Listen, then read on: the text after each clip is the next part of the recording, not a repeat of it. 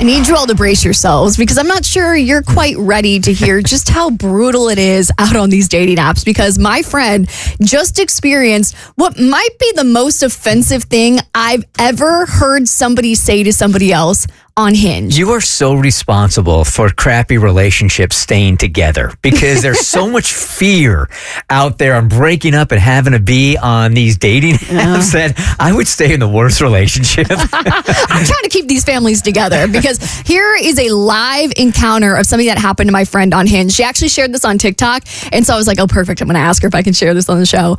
So for context, this is a close friend of mine from Jacksonville. She is really excited to find this relationship. She is a very devoted Christian. She wants to find Mr. Right. So when she finds this guy named George on Hinge and sees that he has a prompt that kind of strikes a chord with her, she does what you do on Hinge and you like the prompt. So if you want to kind of make that first move and say, hey, I'm interested, I'm liking this to show you that I'm interested, and this is what I'm interested in. So his prompt on his profile, written by him, says, I'm looking for a real, genuine, Christian, Jesus-loving woman who is in touch with her emotions, maturity, confidence, gentleness, and kindness.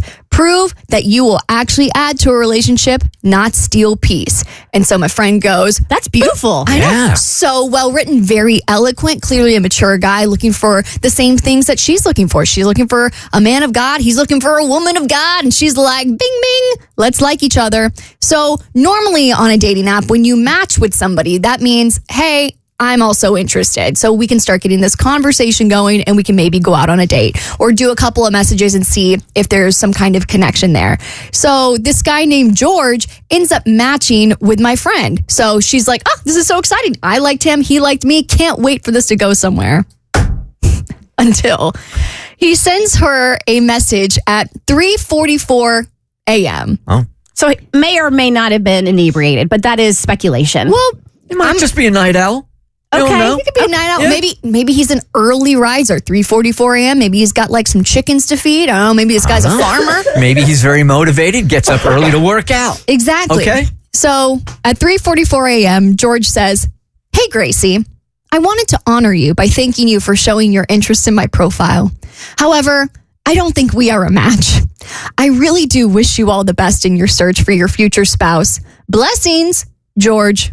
Okay, so just so I have this right. He matches, she matches, they both get the flag going, hey, we're interested. And then before they even talk, he sends this? This is the first thing he is saying to her. After she has liked his prompt, he has also liked her back. And then Hinge gives them the go ahead to start talking, because normally when you like somebody back, that means, hey, I'm interested. You don't like people that you're not interested in talking to. You just do the X and you get them out. But what could he have possibly seen in her Hinge profile that would make him send that message at 3:45 a.m.? Yeah, and just so I understand how the process works. Yeah. So when you like each other or whatever, right?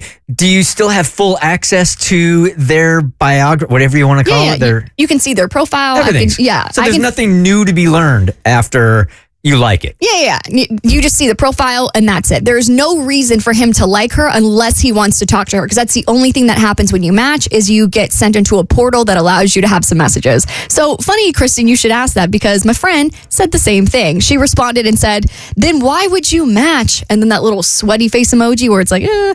And then she said, and just by my profile, you decided this? Wow. And then he goes one step farther and really just twists that knife in a little deeper.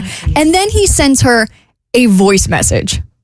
Sorry, I'm not sure if you've got like standards or whatever, but I'm trying to be polite. If you ask, if you want to talk to me in the street, I wouldn't ignore you.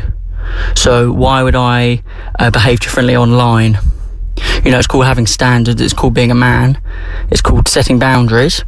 And I'm only going off your profile and I don't find you attractive. So instead of saying all that over text, I was just trying to be polite and honor you as a woman. If that's not what you're looking for, then I'm definitely not interested at all. But I have high standards and I expect respect. So I was just respecting you. If that's a problem, then I think you need to deal with that, quite frankly. And yes, I am now being forward and honest and direct. And again, if you don't like that, well, not my problem. Wow. Okay, so let's bring this into the real world. You're walking down the street. He's walking down the street. Your friend is walking down the street, and they're walking towards each other. Mm-hmm. Just as he's about to walk past her, he looks at her and he goes, "Hi." She turns around and she goes, "Hi."